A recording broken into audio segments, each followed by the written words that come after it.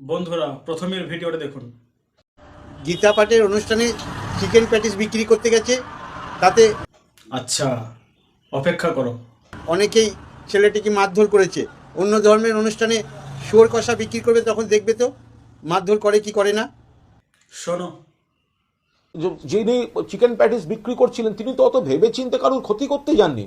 আরে ভাই, তুমি যদি গীতা পাঠের অনুষ্ঠান করো, ওখানে তো দেখা যাচ্ছে একাধিক লোক জুতো পরে গীতা পাঠ করছে, জুতো পরে দাঁড়িয়ে সেলফি দিচ্ছে, তো চামড়ার জুতো পরে দাঁড়িয়ে সেলফি দিচ্ছে, তখন গীতার পবিত্রতাটা কোথায় থাকে?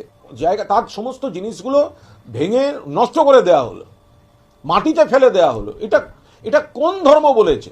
এটা শ্রীকৃষ্ণ বলে গেছেন? এটা গীতায় লেখা আছে? গরিব মানুষের রোজগারে হাত দিতে হবে, গরিব মানুষকে মারতে হবে, তার যেটুকু সম্পত্তি সেগুলো মাঠে ফেলে দিতে হবে? কোনো গীতা এটা শেখায়নি। ভিডিওটা যদি ভালো লাগে লাইক শেয়ার করো।